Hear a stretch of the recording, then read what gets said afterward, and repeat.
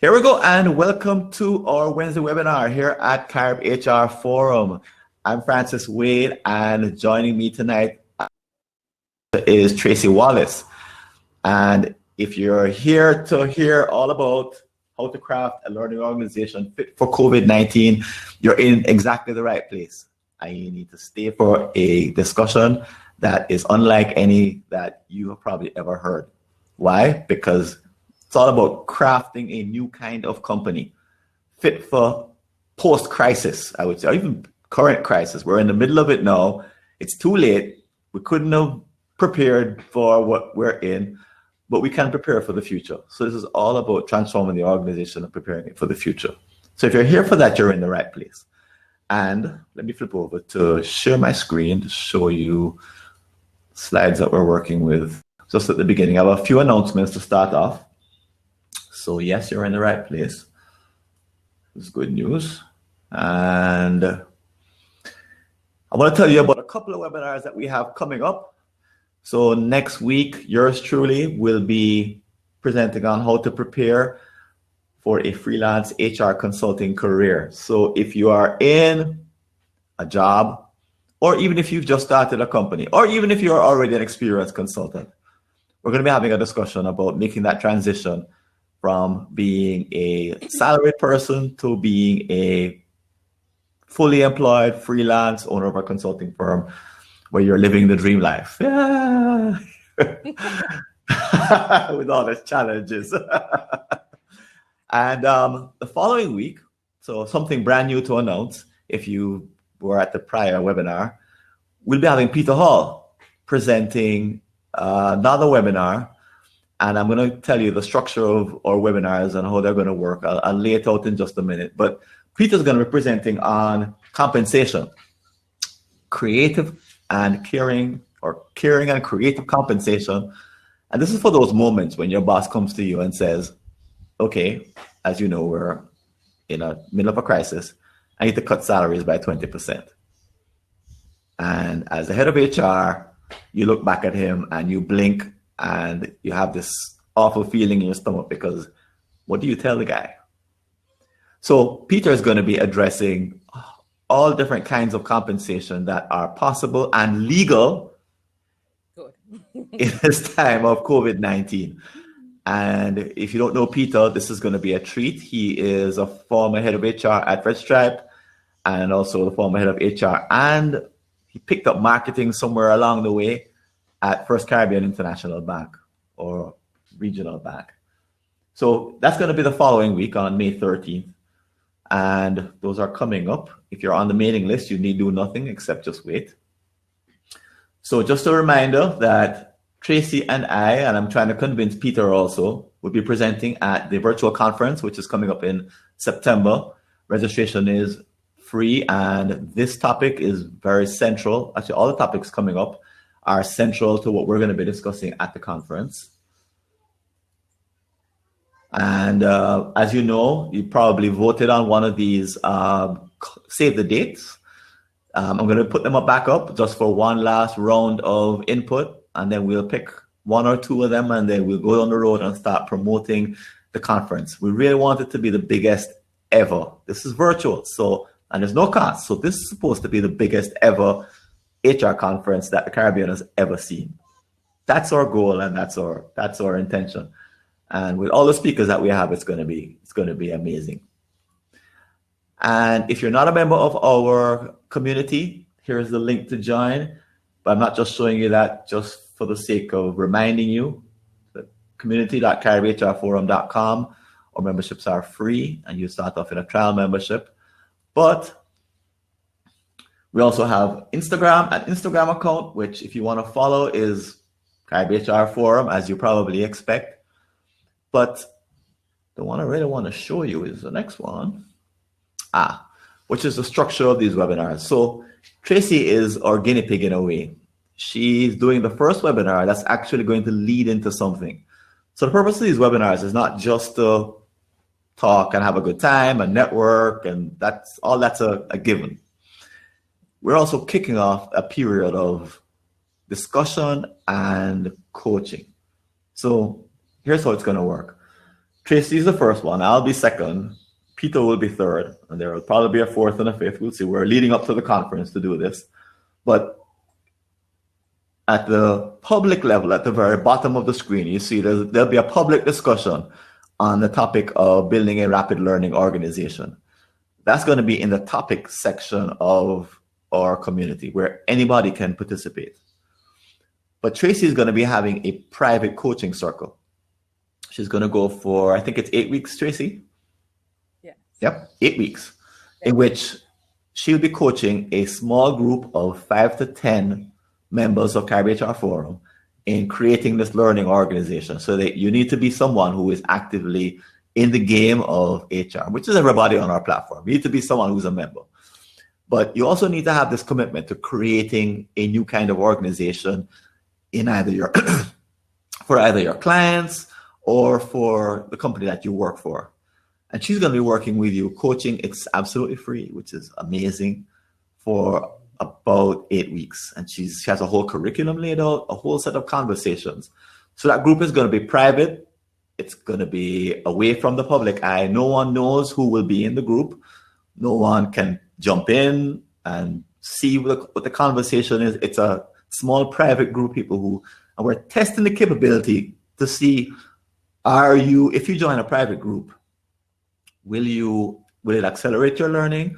Will we be able to do the kind of coaching that we really like to do and achieve the kind of benefit that we'd like to achieve for people who have particular needs? So Tracy's going to be focusing on the learning organization, focusing on content that she's going to share in a minute.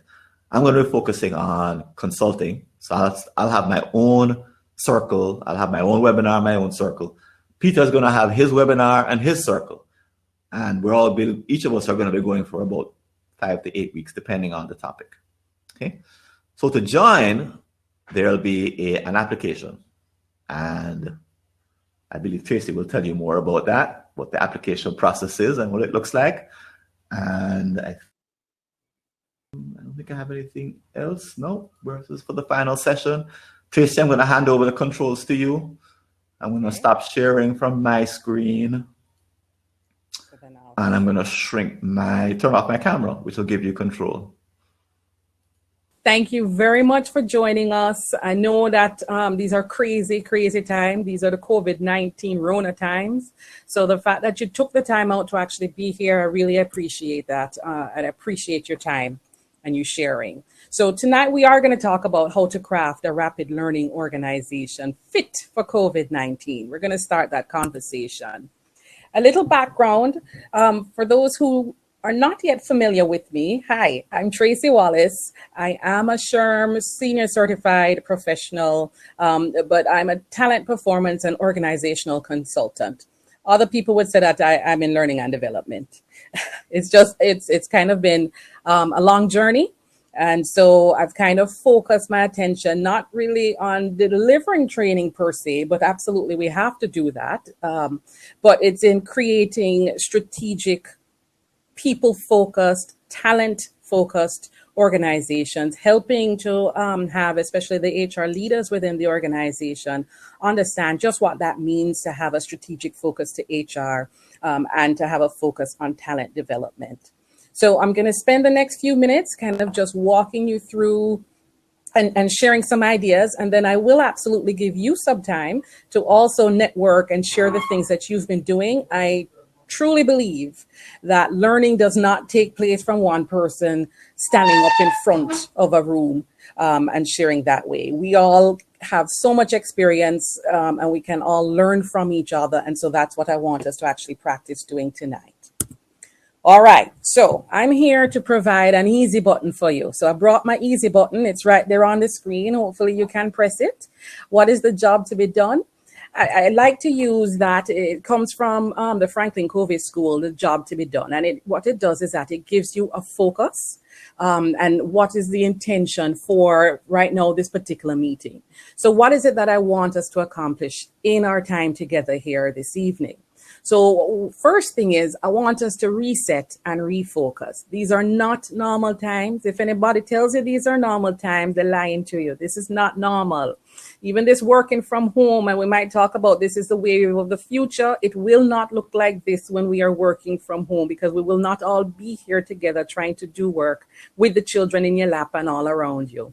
So I want us to just kind of take the time to reset and refocus for truly to see where we are. And then I want us to draft a roadmap. I want us to have an idea of what it is, where's the destination, where are we going, what is it that we want to achieve. And so then once we've identified what we want to achieve, I want us to kind of look around and see where we are, to see, have we passed any relevant milestones on this journey? And what are they? I think it's very important when we're talking about objectives and meeting objectives, that it's not just that big one, that there are actually steps on the way to achieving that main objective. And so even tonight, there are steps that I want us to sit back and to acknowledge the milestones that have been achieved. And then finally, and yes, we're going to get through this between now and 7, the way forward. So what is the way forward for us? Since we are looking out, we're seeing where we want to go. We're looking and seeing where we actually are right now. And so then what is the best path for us to take? For those of you who may be familiar with the GROW model, this may kind of ring, it may be ringing that familiar bell. Wait a second, she's kind of talking GROW. And yes, I think it's a very basic and fundamental model for coaching.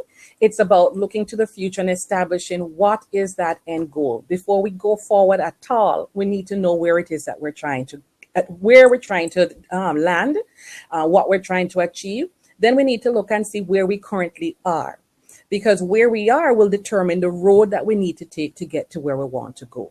So even today, we're going to do that process right here, right now. But larger, when I'm talking and we're doing the coaching, it is going to be about building out that type of model where we look to the future, we see where we are, we identify what are our opportunities and options, and then which one of the paths is best for us to take. So let's jump right into it. Here we go. Before, the thing to understand is that learning is a journey. So yes, even though we're talking about destination and that end goal, at no point are you going to say, oh yeah, I'm done. This is lifelong learning. We are constantly on this journey of learning. It's not a one-time event. So after you come here, no, you're not going to be able to just go out and say, hey, I can craft your learning organization. I can do it. No, it's a continuous process and continuous improving process. All right. But what do we want to achieve? So I believe, and you will hear me, anytime you hear Tracey Wallace talking, Tracey Wallace is going to mention beginning with the end in mind. That too is a COVID thing. It's also just common sense when you really think about it. Before we start anything, we need to be focused, mindful, intentional. What is it that we're trying to achieve? And so I asked myself this question. If it is that we're talking about a learning organization or just really as an HR professional at this time, what are those things that we want to achieve in the midst of COVID-19 and going forward? And this was a list that I came up with. Tell me if any of these ring true for you as well. So I have credibility. Now, credibility is that I just want to be seen as somebody with influence, somebody who can help to come up with creative solutions. I want people to actually look to me for some of these creative solutions. Now, this pandemic is a people crisis. If there is any time at all for HR to be leading, this is the time. It is about the people, and it is how are we going to get the work done through our people. And what that looks like now, because of the realities of this virus, is that we have to do work differently. So we're not even able to be in the same office with each other. So what does that mean when we're talking about getting work done? And so as an HR professional, I want people to come to HR to get some of those answers. Competence, I want to achieve competence, meaning that I need to feel as if the solutions that I'm putting forward are true solutions for my organization and for the clients that I'm working with.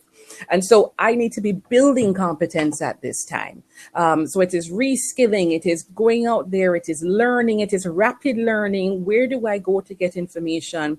But part of what I want to achieve is the sense of competence. And hand in hand with competence is confidence. Because even if I were competent, but I didn't feel confident enough, then I'm not going to exude that air of confidence, and people wouldn't look at me as a credible leader during this time. And this is the time for HR to be seen as credible leaders if we weren't before, because this is an HR challenge. It's a business challenge, but it is first and foremost people challenge. Action plans. Now notice how I phrase that. I never say just action plans, because what I want to achieve is not just a bunch of action plans sitting down there. It is that I've come up with a strategy, I've come up with different action steps and a plan for how we're going to execute this strategy, and I have actioned them.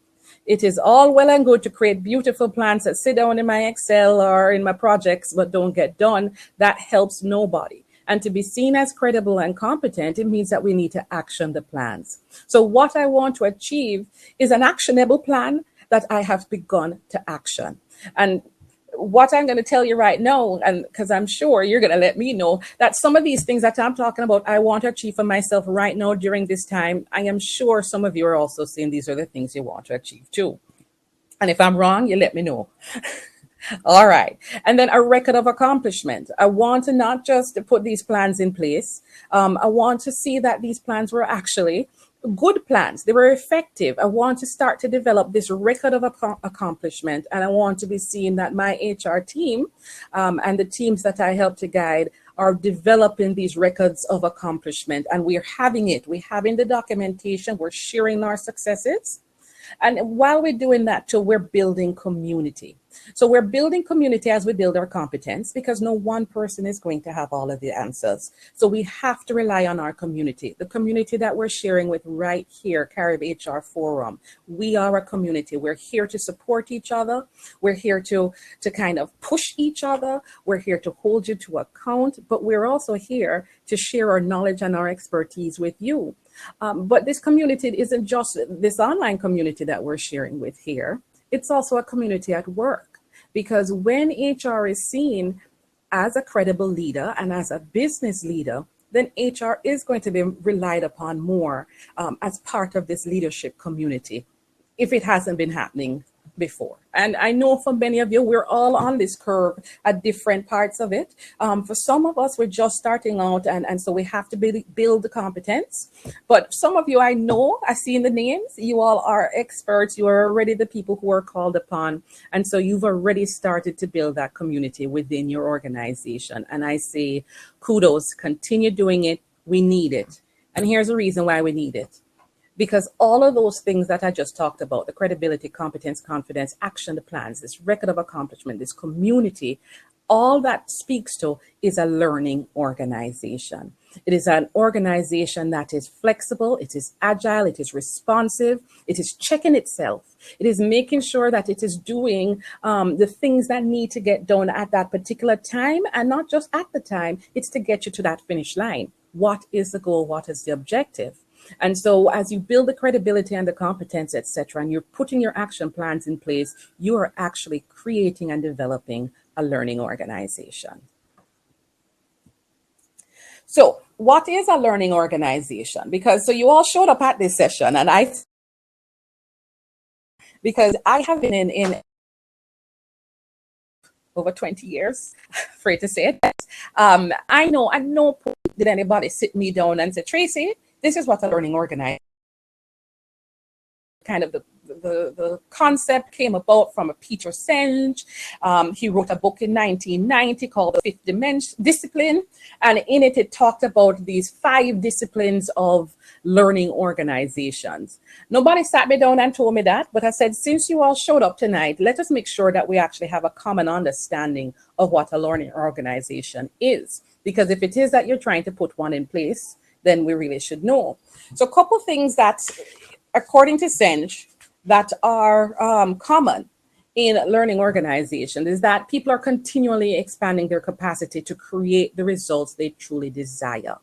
Where new and expansive patterns of thinking are nurtured and where collective aspiration is set free, and it just sounds wonderful, and we're saying kumbaya. I don't live in the theoreticals. I believe that the models are great. They ground us, they let us know really where we are and what we're doing, but I can't live there. I am in learning as a business. I am not just in education. So it's not learning for learning's sake. It is learning for the sake of moving an organization further, helping an organization to achieve its goals. So one of the things you also saw in organizational development, it's really understanding this concept of what an organization is.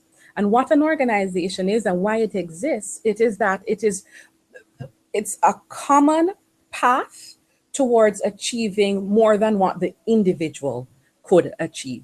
So it is all of us coming together and working together to achieve more. The team, because you're saying, but that sounds like a team. The team is the basic unit of an organization. But if we didn't have organizations, if it really was just dependent on the individual to accomplish things, then you'd have all of us just out there as independent people working. The fact that we got people together because we realized that by working together, tapping into the different strengths that we each have, different focuses, we're working together for the overall good of the organization and to help us to achieve the objectives of the organization more effectively at a faster pace. And so when we're talking about organizational learning, it really is also about that. It's not just about individuals and a group of individuals learning. It is really about an organization's ability to identify what it is that we want to accomplish and to continue to really look in ourselves and say, what is the best way for us to achieve it? What new skills do I need? What new thinking do I need? What new processes, behaviors are going to be required for us together to get to this goal? And that is the overall goal of the organization. You're going to see things like system thinking. All that means is, and all that's talking about is that you need to have a process in place to get this done. It doesn't, well, let me correct. I was about to say it doesn't just happen on its own. That's not true. Learning is going to happen. Now, what people learn, and especially because we're working towards common goals, we need them to not just learn anything. It's not about taking a basket weaving course. It is about getting the skills, the competencies, the knowledge required to move the business forward. So therefore, it is about accelerated and focused learning, not just learning in and of itself. You'll see team learning. We talked about the concept that this is about getting the teams to learn, not just individual, even though we do have personal mastery. We need that, but really we need the entire team to work together towards that overall, the whole. And the mental models, so that one is interesting. The mental models are those ways of thinking, those assumptions that we make. And what Sench says is that we need to be questioning those. We need to be interrogating our assumptions and our biases. You know, is this really good enough? Is this the best that the organization can do? And of course, an organization cannot move forward. A learning organization cannot exist if there is not that shared vision. We're in this together because we believe in a common cause, and we should all be working towards that common cause. I don't want to spend too much time on the theory. I want us to get down to practicality. What is a learning organization?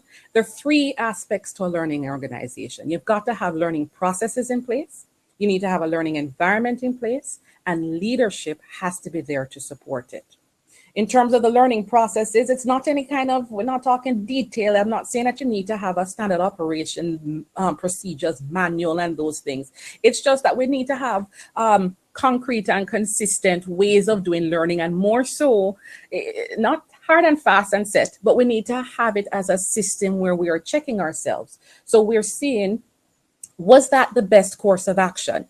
We can take the action, and we all must always be willing to take the action, be willing to create and take risk and to innovate and to have our people have that mindset where they are questioning.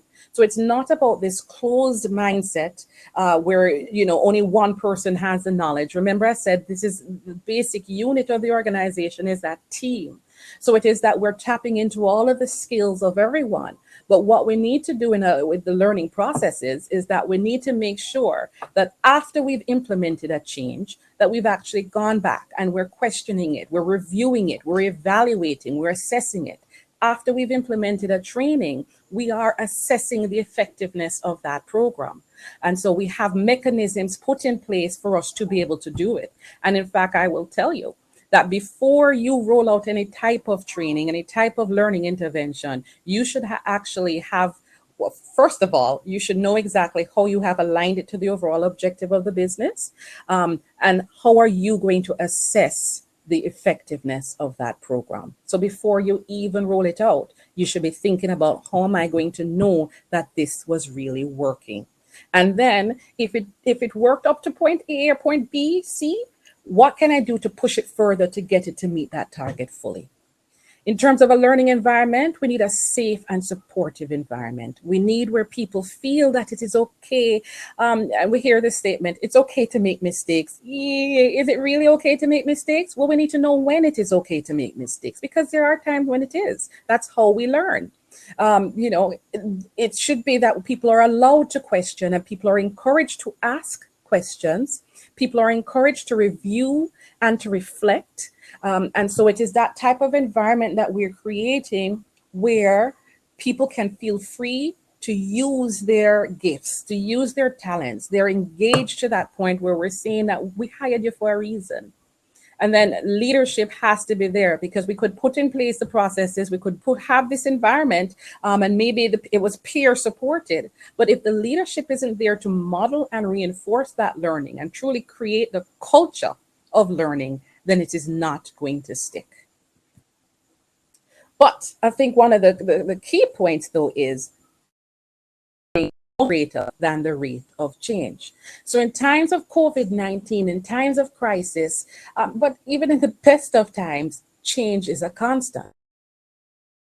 What has to happen in an organization is the rate of learning has to keep up with that rate of change. And in fact, it needs to be greater than it so that we can respond. How many of you were even aware that we should be thinking about how are we going to manage in the time of a pandemic? How are we going to manage with a coronavirus? You probably weren't thinking, and certainly none of us had that name, novel coronavirus and COVID-19. However, if we had been really looking around, keeping our eyes open, seeing what was on the horizon and going on, there is nothing new about the threat of a virus and of serious virus. I remember all the way back in 2009 when we had the H1N1 threat, and I was in the States at the time and working with an organization. And I was a learning designer, so I was creating learning. And I literally had to create 5 or 7 different iterations of the learning for H1N1 and how our organization was going to be responding to H1N1. Because as we learned more, we had to be flexible. We had to be agile. We had to get out the new knowledge to our teams. Now, it was a healthcare organization, so you could probably see why it would have been even more critical why we get that knowledge out. But how was the organization going to treat with this? Because we knew it was going to affect large numbers of people. Did we put in place have you put in place, say, a new or a refined succession model or succession plan? What happens if your key leadership and your critical employees across the organization were to get sick? Are we ready for that? So in a learning organization, what I'm saying is that you are looking to the future and you're saying, what do I need to know? What do my people need to do in order for us to continue to meet the needs of our organization? All right. How do you I know I had left you all, or I heard I left you at this page. I'm not going to spend a lot of time on this page. Hopefully you heard me talking. And it's just that in order for a learning organization to exist, we need this trifecta. We need to have processes in place. And the process is really just a means of assessing the learning, doing postmortems, making sure, and it's not just a learning, it's just assessing yourself and always working towards continuous improvement in the organization, but having a system in place to get that done. So it is that if it's just discipline, that we're going to have meetings, we're going to talk these things through, and we're going to be open to the feedback of how we can improve. So safe and supportive learning environment and leadership who model the behavior. And again, to Miguel's point, it's not about a lot of organizations, the very top of the leadership, they're going to demonstrate it, and we're not going to wait for them. As HR professionals, we're going to start it with our teams. We're going to model it, and I tell everyone, teach people how to behave through our actions. We can't control them, but we can influence them through our behaviors. And so on your team, demonstrate how reinforcing learning is positive to your team. Okay, and I said the rate of learning must be greater than the rate of change if we are to keep up. If we're not keeping up with change, then we're going to be left behind. And it's exactly to Maxine's point, those organizations that were able to be flexible and to allow for remote learning, and they had systems and mechanisms in place to allow for it to happen, they're the ones who are able to continue doing business. The ones who were not are the ones, unfortunately, who are really going to suffer after this passes. How to create a learning organization?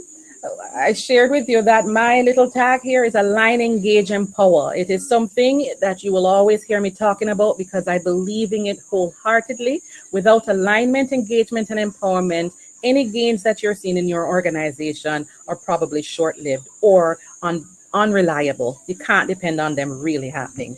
So how you do it is by creating a learning culture.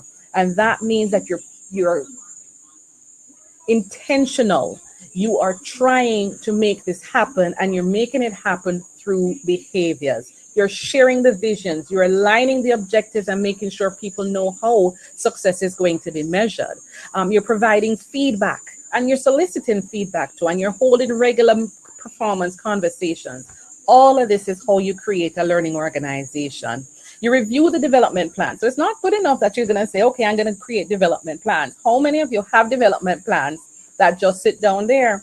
You're not helping anybody by having plans that are not regularly reviewed so that you can actually help people to move forward in their development. And again, the reason that we're doing this is so that we can better contribute to the organization and we can get better business outcomes.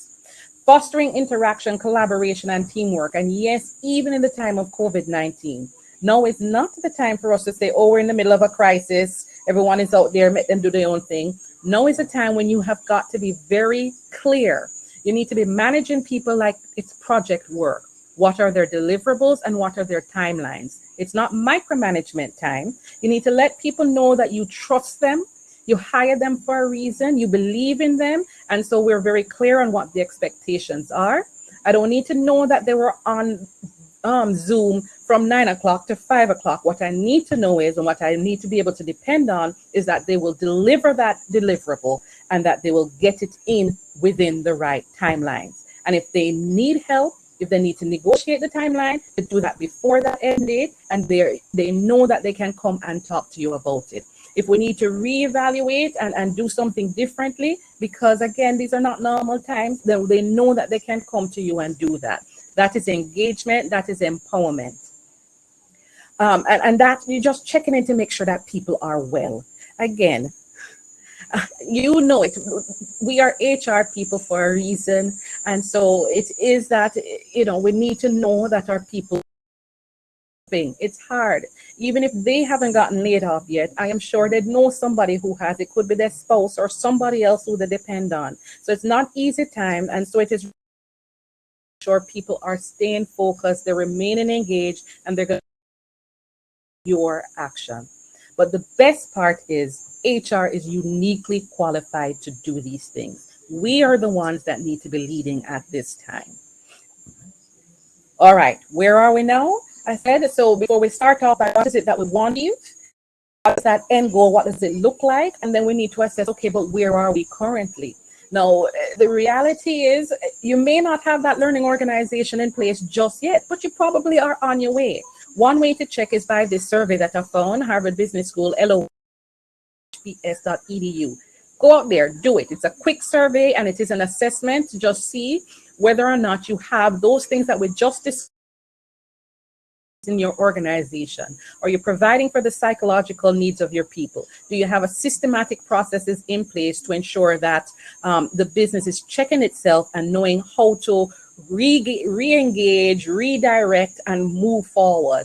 And are you either the leader that is supporting learning, or do you have a leader who supports learning? And if you don't have a leader that supports it, how can you be that leader that creates the environment?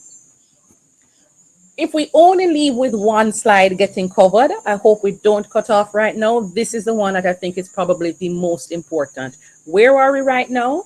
You all are probably seeing this and you're saying, well, that's Maslow's hierarchy. What does that have to do with anything right now that we're talking about? The reality is, this is so critical to true understanding of where we are. So many of us are talking about, everything in that self-actualization segment up at the top. We're going to use the time that we save from commuting in the mornings. We're going to exercise more. We're going to eat healthy. We're going to start a new master's program. The truth of the matter is, my friends, we are not at self-actualization right now. We are in the middle of a pandemic. Right now, we're talking about physiological needs. We're talking about safety needs. People are on curfew. You don't know when or if you're going to be able to get food. When you go out there and you're in the crowds and standing up in the line, you don't know if you're going to be exposing yourself and then coming and exposing your family. So yes, there are a lot of bigger issues that we're dealing with. So I'm not saying don't do anything. This is not the time for inertia, but this is also not the time for some of these lofty goals, because we're not at self-actualization. We need to get through just the basic needs. So don't beat up yourself. The other thing is recognize really where you are. A lot of learning has taken place. If you look at the SHRM body of competency and knowledge, you will see that every day that you're in business right now, especially, you are enhancing and really building upon your competencies and your HR skills. Critical evaluation. How are you going to decide workforce, what it's going to look like? Who should be working from home? Do we have the technology in place? What solutions can we offer the business? You're doing consultation, business acumen. You have to know your business in order to really offer solutions to the business. So again, I say, when you're assessing where you are, to know where the next steps are to get to the destination, make sure you're being honest with yourself. So don't beat up on yourself, and make sure that you're recognizing the learning that is currently taking place. Learning will always take place, but what we need to do is make sure that it is accelerated and focused, because the learning business that we're in is about moving our businesses and our organizations forward to achieving that common goal and objective. We were going to spend some time in our groups. We don't have the 15 minutes now, the 12 minutes, but that's okay. I think I've kind of given you a lot of information to talk about. And when we get to the questions, we'll have more opportunity. But I want you to really recognize the milestones that you've already achieved. So we are on a journey. We are trying to be credible, effective, solutions-oriented HR practitioners and professionals that create a learning culture for our organization. And we're doing a lot of those things, even in the midst of COVID-19. But what should be our next step? So remember to always begin with that end in mind. So what is it that you want to achieve? Once you put that down, then how am I going to get there? And as we shared, we have ways to help get you there. So one is the self-development circle. So I have it as a circle here, but really it's going to be, this is our public forum where we will be able to continue talking and supporting each other, creating that community where we're learning from each other, we're sharing with each other, we're supporting each other, and we're holding each other accountable. That you have not just created beautiful action plans, but you've actually implemented those beautiful action plans. And you can share with us the successes that you've been able to accomplish because of it. And yes, even in the time of COVID-19. So I'm not sure if you heard it or we got disconnected before I could say it, but it is actually in the time of pandemic. I was doing some research, and this is a great opportunity if you want to learn more, read more, because so much material is available online. You even have to start filtering more because it can get overwhelming. But I was reading about past pandemics and the impact that they've had on societies and on the way people have worked. And they've usually are actually some great strides that we take after we get through this horrific period.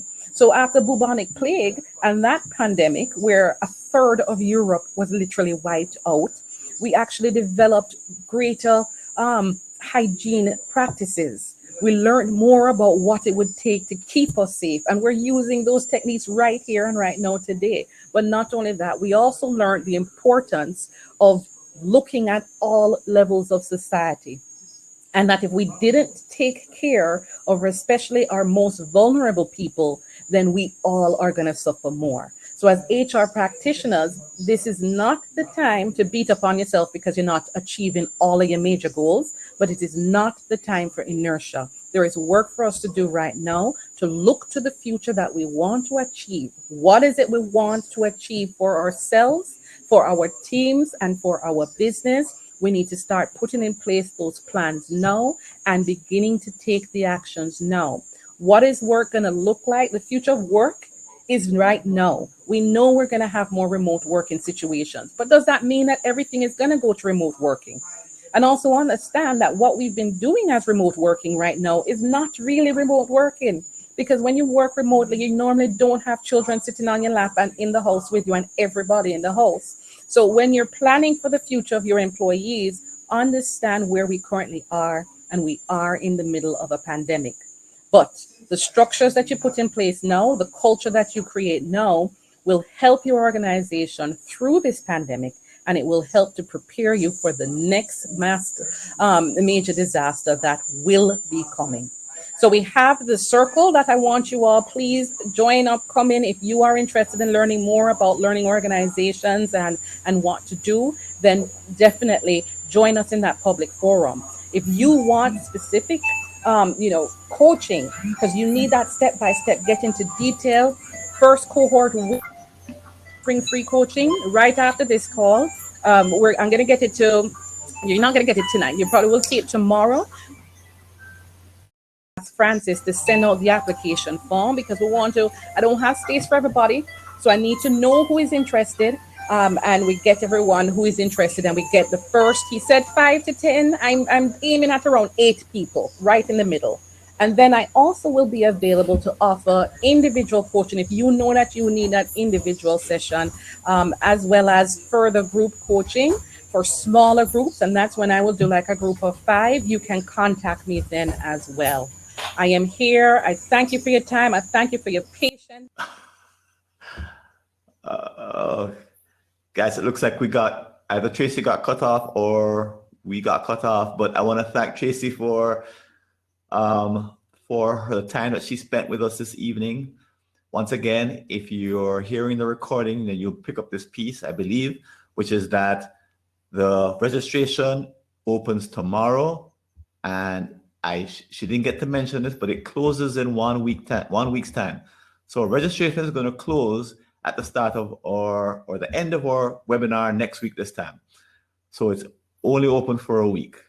And then she'll start her program, her coaching circle, on the Thursday next week. Okay, so registration, if you want to apply, contact her, contact us on the platform. We'll send out instructions. It'll be open for a week. But thanks for joining us, and all the best. Take care. This is Francis signing out, and good night. What a night it's been. All the best.